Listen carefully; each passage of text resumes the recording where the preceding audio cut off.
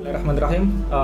Hari ini kita merayakan Idul Adha, dan alhamdulillah Allah memberikan kita kesempatan untuk menikmati hari yang mulia ini, karena Muslim memiliki hari mulia mereka atau hari mereka melakukan selebrasi, yaitu yang disebutkan oleh Rasulullah SAW ada dua hari. Yang pertama adalah Idul Fitri dan yang kedua adalah Idul Adha.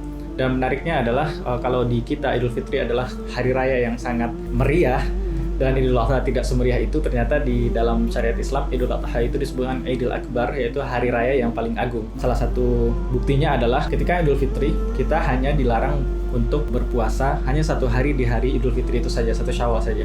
Tapi di Idul Adha kita dilarang pada hari tasyriknya juga sekalian. Jadi Idul Adha ini adalah hari yang memang seyogyanya kita lebih meriahkan ketimbang hari Idul Fitri. Tapi sama-sama meriah juga nggak masalah sih.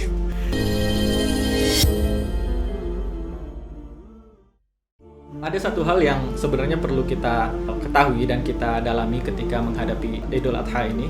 Artinya setiap tahun kita bertemu dengan Idul Adha. Bagi teman-teman yang sudah berusia 25 tahun, maka dia sudah 25 kali bertemu dengan Idul Adha. Dan kita perlu tahu kenapa sih kita merayakan Idul Adha, apa sih yang kita peringati. Karena setiap peradaban, setiap negara, setiap umat itu punya perayaan sendiri, punya hari peringatan sendiri, dan salah satu peringatan kita adalah peringatan Idul Adha ini. Dan tentunya kita perlu tahu apa saja yang menyebabkan kita memperingati Idul Adha ini, dan insya Allah ini akan kita bahas di Janatis Vlog kali ini. Kita akan tarik sejarah Idul Adha ini kepada sejarah awal mulanya, yaitu kisah Nabi Ibrahim. Karena ketika membahas Idul Adha, mustahil kita tidak membahas sejarah Nabi Ibrahim. Dan Nabi Ibrahim adalah satu dari 5 Rasul Ulul Azmi. Artinya ada banyak sekali Rasul yang Allah utus, ada banyak sekali Nabi yang Allah utus, dan dari sekian banyak Nabi itu 25 Nabi dan Rasul yang disebutkan di dalam Al-Quran. Dan dari yang 25 itu ada 5 Nabi dan Rasul pilihan yang disebut dengan Ulul Azmi minar Rasul. Dan menariknya dari 5 orang ini Allah mengatakan kepada Rasulullah, Allah memerintahkan Rasul kita Nabi Muhammad untuk belajar tentang kesabaran dari 5 orang. Fasbir kama sabara ulul azmi minar rasul. Allah katakan, maka bersabarlah engkau sebagaimana para ulul azmi dari rasul-rasul itu bersabar. Artinya apa? Ulul azmi ini mempunyai tingkat kesabaran yang tinggi. Ada 5 orang, dan salah satu dari yang 5 itu adalah Nabi Ibrahim alaihissalam. 5 itu Nabi Musa, Isa, Nuh, Ibrahim, dan Nabi kita Nabi Muhammad SAW. Nabi Ibrahim adalah nenek moyang dari Nabi Muhammad SAW, dan Nabi Muhammad sendiri adalah bentuk ijabah doa yang dipanjatkan oleh Nabi Ibrahim ribuan tahun mungkin sebelum Muhammad SAW dilahirkan, bahkan sebelum beliau diangkat. Dan Nabi Ibrahim punya kisah yang penting bagi kita untuk mempelajari kisah itu, minimal bagi kita seorang muslim untuk tahu. Kenapa demikian? Karena setiap tahun kita memperingati hari Idul Adha, dan itu tidak terlepas dari kisah Nabi Ibrahim. Nabi Ibrahim memiliki kisah yang sangat menarik. Di Al-Quran disebutkan beberapa potongan kisah beliau. Ketika beliau masih kecil, beliau sudah dihadapi dengan sebuah polemik yang anak sekecil itu ketika dihadapi masalah itu mungkin akan sangat susah menghadapinya. Ketika Nabi Ibrahim kecil, beliau hidup di lingkungan di mana semua orang menyembah berhala, dan beliau sudah berpikir hal yang berbeda.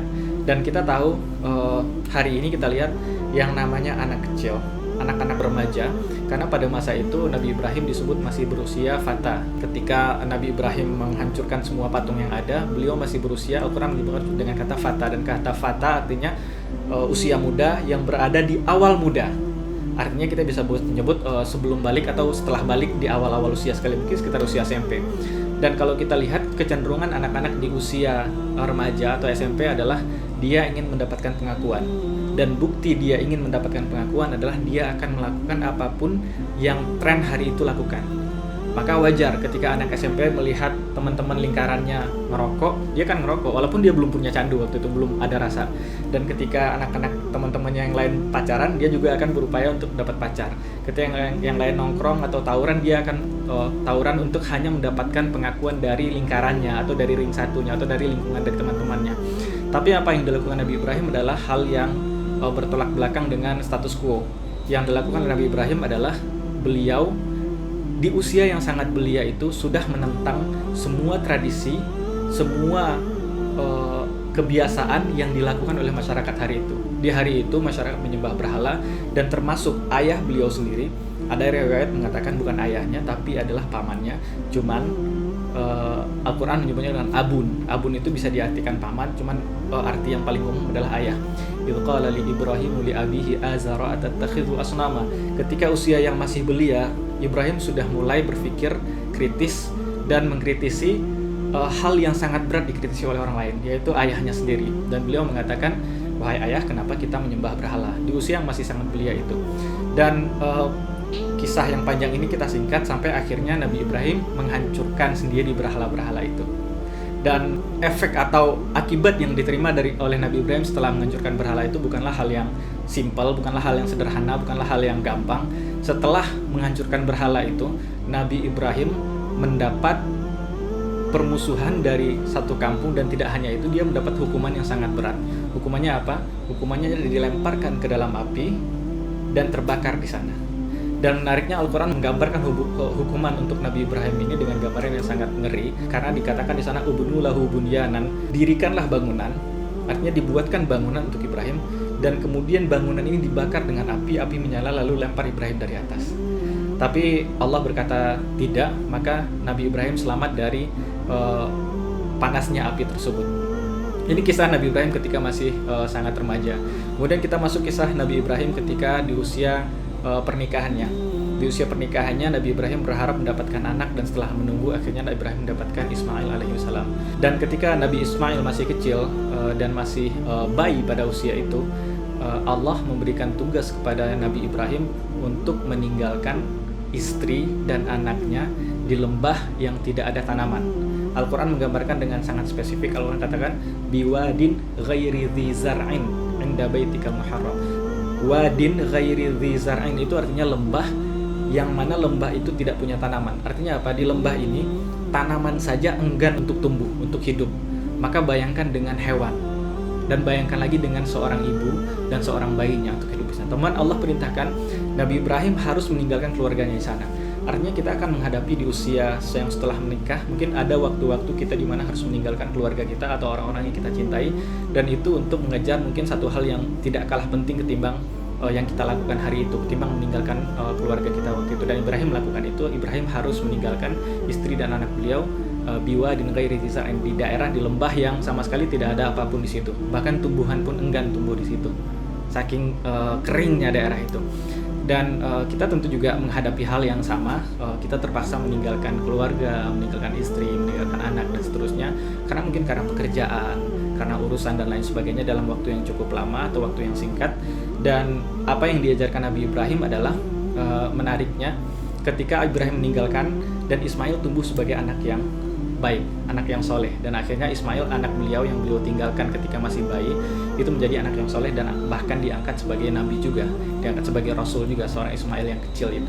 Satu pelajaran di sini adalah bahwa peran orang tua, peran ayah, ketika sang ayah masih jauh dari anak, sang ayah masih bisa mengajarkan kebaikan dengan ketakwaan kepada Allah.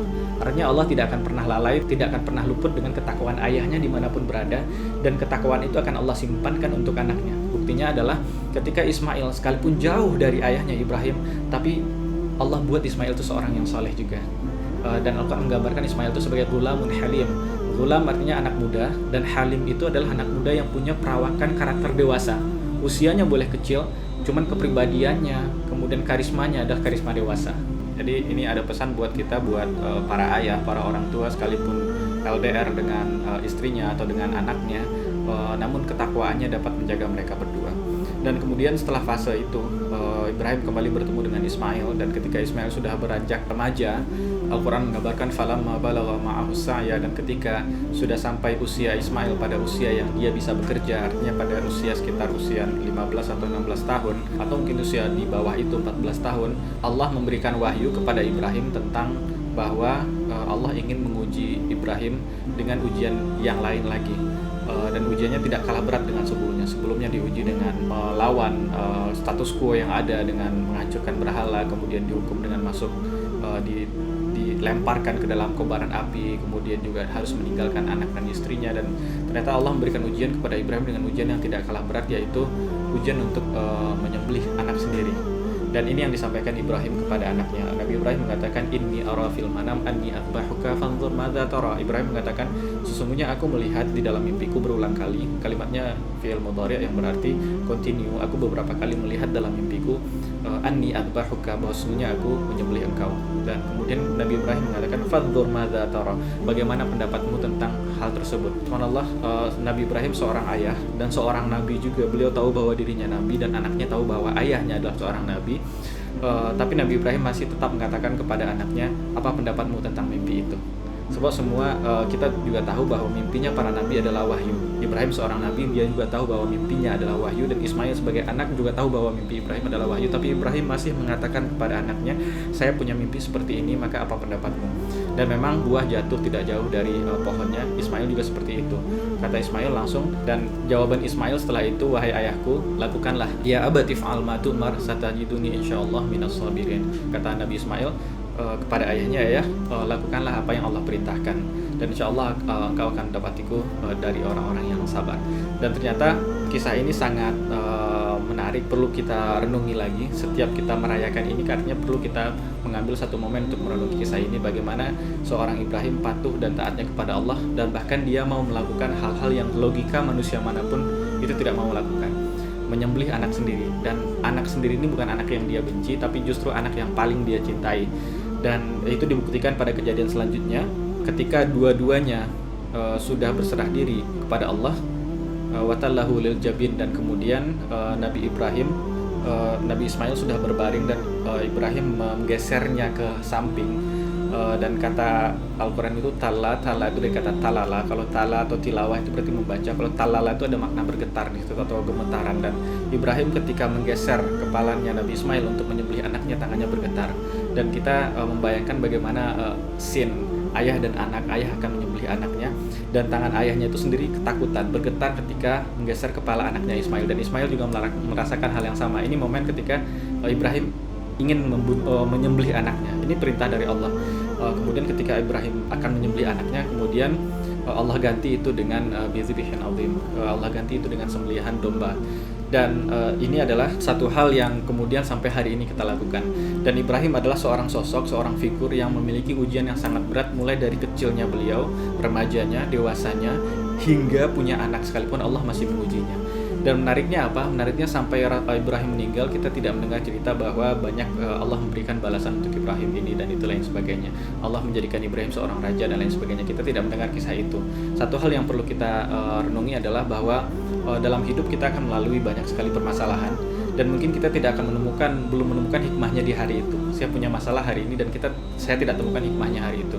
Atau mungkin setahun setelah itu kita belum temukan, atau mungkin 10 tahun setelah itu kita belum temukan. Seperti Nabi Ibrahim diuji Allah dengan ujian yang sangat berat, tapi kemudian apa yang didapatkan Nabi Ibrahim adalah semua yang beliau lakukan hari itu akan terus diperingati oleh orang-orang yang sudah jauh dari beliau.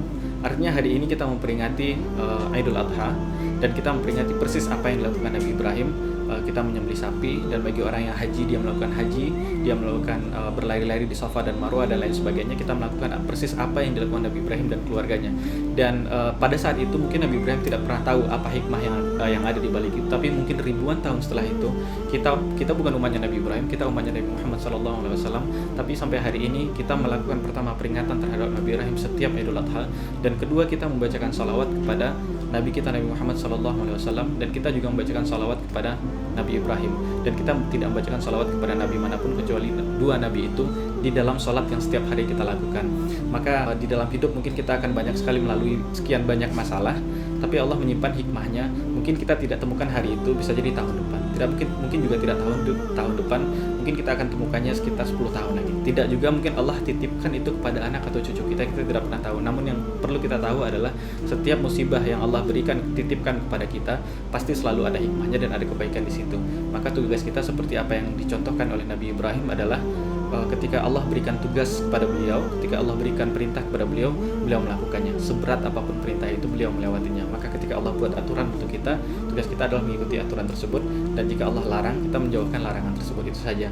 Dan hikmah yang Allah berikan untuk kita mungkin kita nggak tahu langsung. Seperti Nabi Ibrahim mungkin nggak tahu langsung hari itu, tapi ribuan tahun setelah itu Allah utus seorang nabi yang merupakan anak cucu dari Nabi Ibrahim, keturunan Nabi Ismail, dan itu menjadi nabi yang ijabah jawaban dari doa-doa Nabi Ibrahim beberapa ribu tahun sebelumnya. Dan semoga di Idul Adha ini kita bisa mendapatkan hikmah itu kembali dan menghidupkan itu, dan kembali stick to the road kepada yang telah ditetapkan oleh Allah Subhanahu wa taala. Allah sudah membuatkan jalan yang baik untuk kita, dan itu adalah jalan kebahagiaan untuk kita, karena syariat itu tidak mungkin datang kepada kita, tidak mungkin syariat mewajibkan kepada kita satu hal kecuali hal itu baik untuk kita, dan tidak mungkin syariat melarang kita kepada satu hal kecuali larangan itu buruk untuk kita.